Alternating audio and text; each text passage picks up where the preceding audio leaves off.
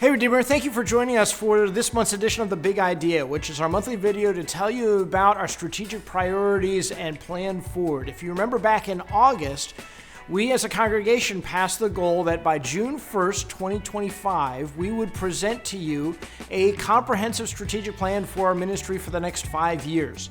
Well, I want to take a couple minutes with you today just to talk about the process, what that means for the next several months coming up. So we've identified a strategic planning committee that is going to be working through the process over the next several months.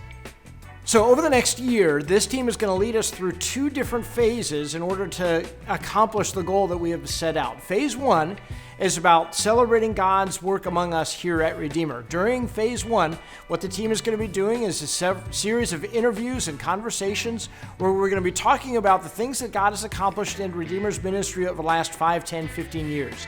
And in those conversations, we're also going to develop a set of core values that will be the basis for us as we move forward into phase 2.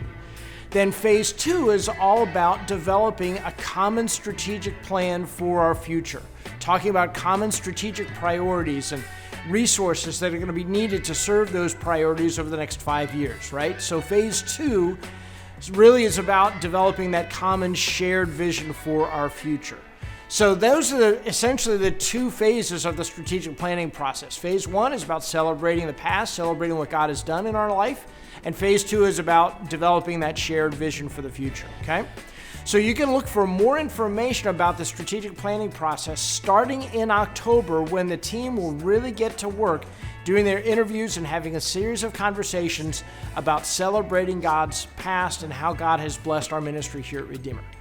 So, if you have any questions about that strategic planning process, you can talk to anybody that's on the strategic planning team, or you can talk to me or any of Redeemer's board members.